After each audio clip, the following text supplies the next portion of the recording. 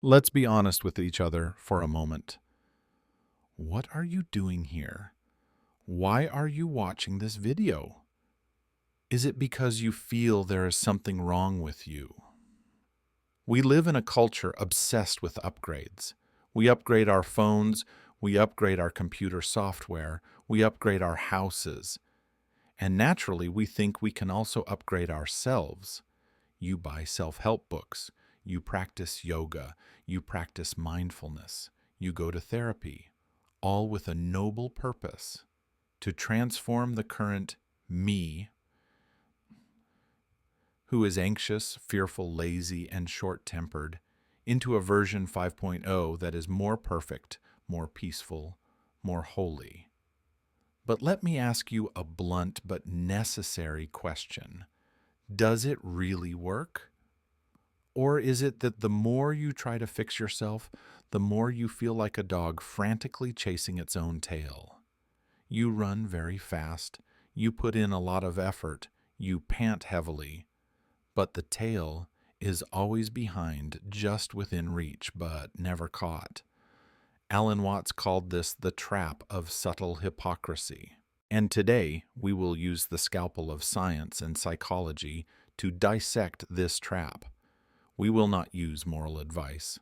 We will look at it from the perspective of mechanics and depth psychology. The problem begins with a grammatical illusion that we have been brainwashed with since birth.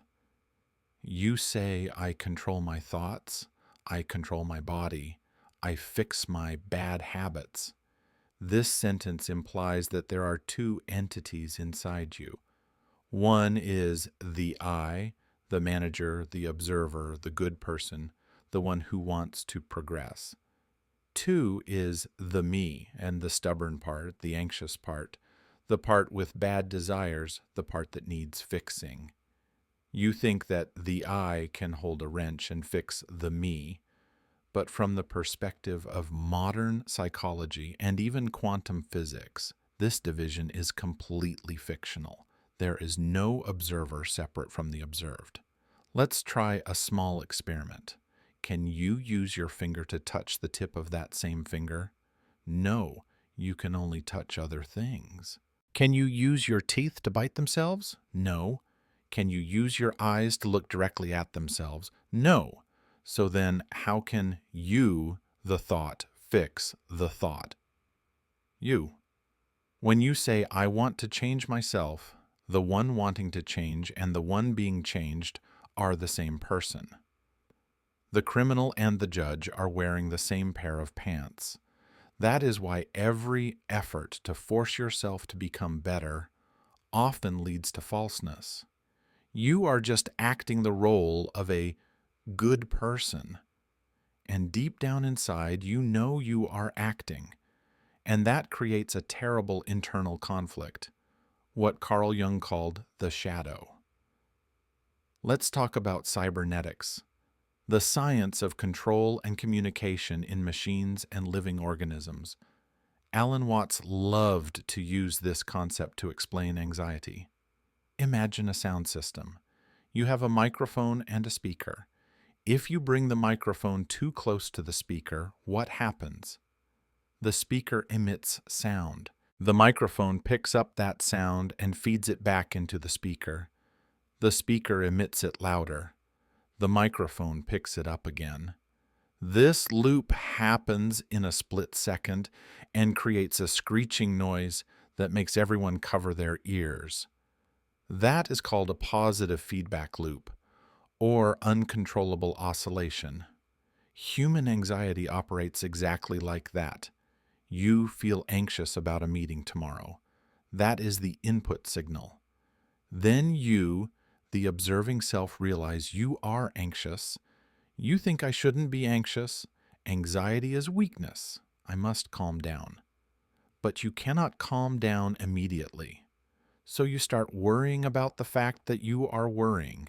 Then you get scared because you are worrying about worrying.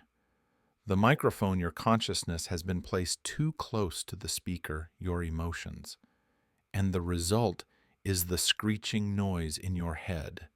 Panic, paralysis, torment. The more you try to use willpower to suppress the fear, the louder the screech. The more you try to force yourself to sleep, the more awake you are. The more you try not to think about a pink monkey, the more your mind is flooded with the image of that monkey. Why? Because this system cannot fix itself by interfering with itself. You cannot smooth out rippling water by using a flat iron to iron the water surface. The more you iron, the more agitated the water becomes. Now let's expand the problem a bit. Why do you want to fix yourself? Surely it is because you want to eliminate the bad parts and keep the good parts. But in the physical world, the North Pole and South Pole of a magnet cannot be separated. You cannot saw a magnet in half to throw away the South Pole and keep the North Pole. If you saw it in half, you only create two smaller magnets each, having both poles.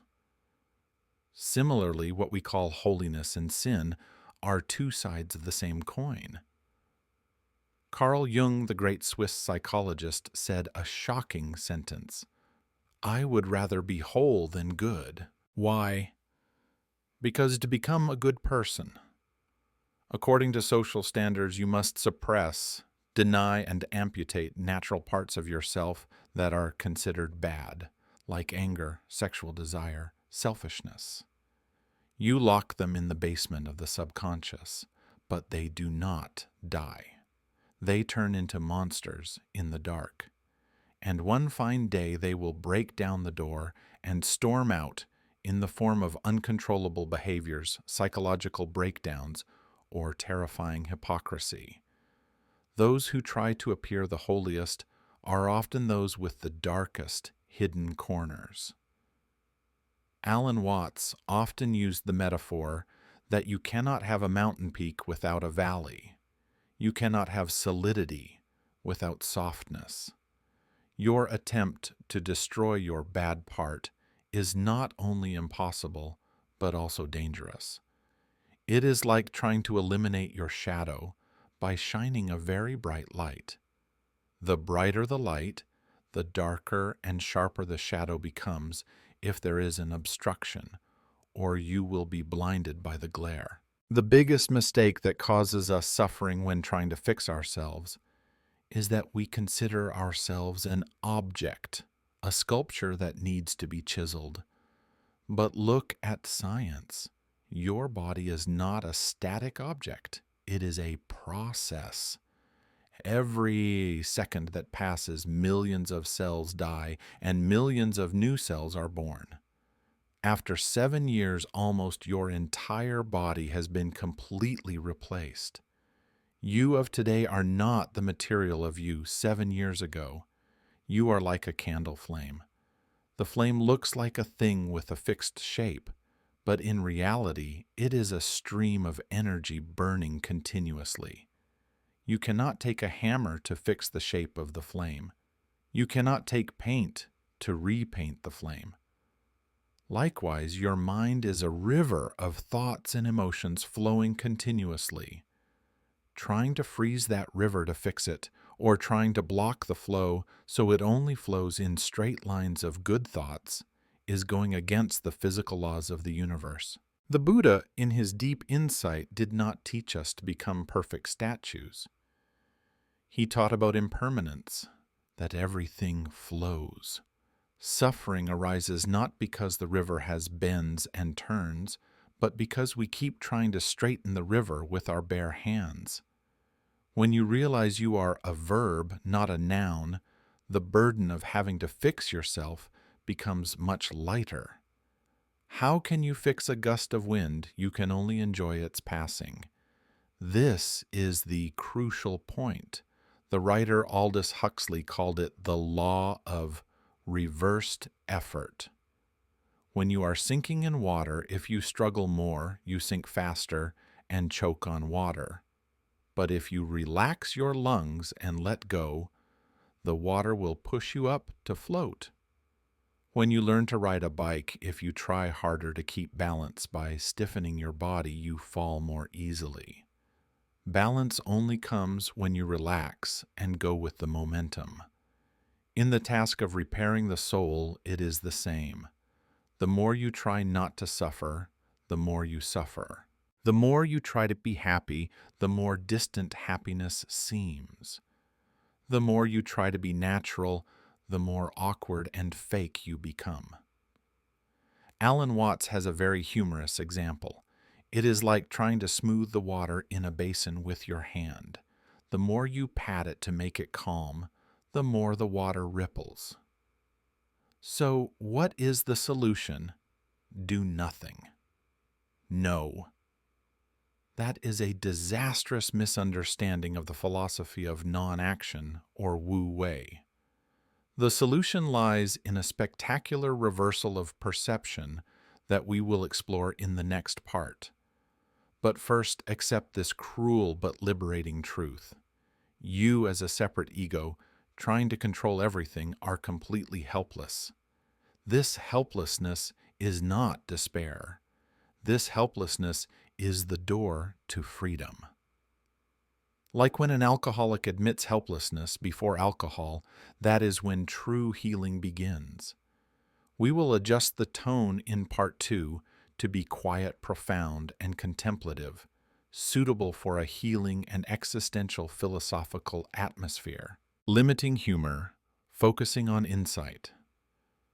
When you truly understand what we discussed in the previous part, that you cannot use the mind to fix the mind just like you cannot use a knife to cut the knife itself, you will come to a stop, a very strange stop.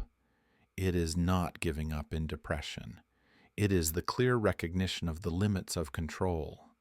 You realize that every effort to struggle only tightens the knot.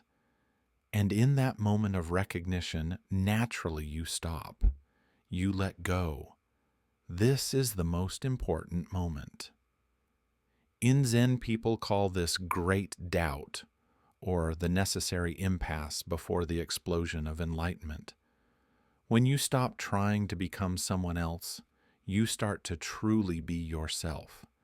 And paradoxically, only when you accept your current self completely, with all flaws, fears, and messiness, does true change begin to happen. But it does not happen the way you force it, but happens as a natural process, like a wound healing itself, or a tree growing itself. If not trying to fix what must we do with our bad habits or suffering, the answer from Eastern philosophy and modern psychology is observation. But this is not the judgmental observation of a judge looking down at the defendant. This is the observation of a neutral scientist or a reflecting mirror. Imagine your mind is the sky and emotions like anger, sadness, jealousy are clouds. The sky does not fight with the clouds.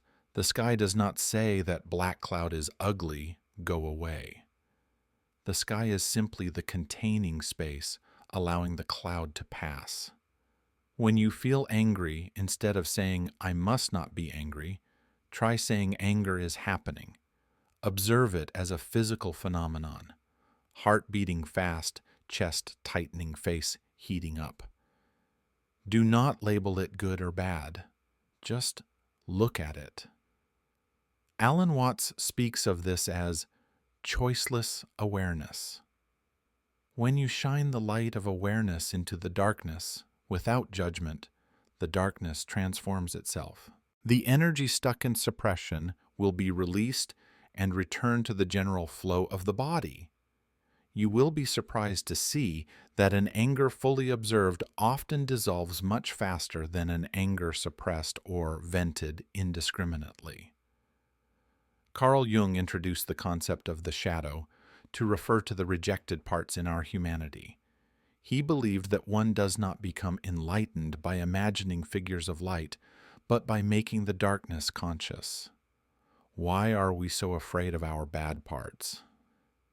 Because we fear they will take control. We fear, if not suppressed, we will become evil people. But look at nature. Nothing is superfluous. Aggression, if transformed correctly, becomes decisiveness and energy to protect precious things. Lust, if sublimated, becomes energy for artistic creativity and passion for life. Fear, if listened to, becomes caution and wisdom. The problem is not to eliminate them. The problem is to make friends with them. When you stop fighting with yourself, you reclaim a huge amount of energy that you previously used to build internal partition walls. You become whole. A whole person has the capability to do evil, but chooses to do good. That is true morality, whereas a person who only does good because of fear of doing evil is just a weak hypocrite. Let's expand our vision a little further beyond the small personal ego. Alan Watts often reminded us that you do not come into this world, you come out of it. Like a leaf comes from a tree, a wave comes from the ocean. You are not a broken machine needing repair. You are a unique expression of the universe at this time and space. What you call your troubles or neuroses are actually the way the universe is experiencing limitation and contradiction through you. Why is a crooked tree on a cliff considered beautiful and artistic, while a person with a crooked inner world is considered broken? When you realize you are a flow of nature, you will take your problems less seriously. You will see your messiness also has its own order, like chaotic clouds or swirling water currents. The universe does not make mistakes, and you, as a part of the universe, are not a mistake either. Your internal struggle is part of a greater dance. It is how consciousness develops from unconsciousness. We often trust the intellect too much, the chattering part in the head, and forget the great intelligence of the biological body. You do not need to command the heart, to beat the lungs, to breathe the stomach, to digest the wound, to heal. There is an intelligence operating billions of cells precisely without the intervention of the ego. So, why don't you believe that intelligence can also operate your life, your emotions, and your spiritual development? Fixing yourself with willpower is like trying to control your heartbeat with your hands. It only causes disorder. Learning to relax control is not becoming irresponsible. It is the transfer of power from the small ego to the great intelligence. When you relax, you will find yourself acting more naturally, intuitively, and accurately. Appropriate words and actions will appear at the right time without you having to script them in your head beforehand. That is the state that martial artists or artists call flow. Finally, the biggest paradox is this. You can only change when you realize that you do not need to change. It sounds confusing, but feel it. When you accept yourself completely, including the ugliest parts, the tension disappears. Stuck energy is released, and that energy itself will automatically take you to a new, higher state of balance. You do not need to become someone else. You do not need to attain enlightenment or become a saint. You just need to be yourself, whole authentic. A rose does not try to become a lotus. It becomes the most beautiful rose possible by being itself. Stop trying to save yourself. You have already been saved from the moment you realized you are an inseparable part of this great flow of life. Relax, breathe, let life live through you. Thank you for listening. May you find peace not at the end of the road of effort, but right in this very step of letting go.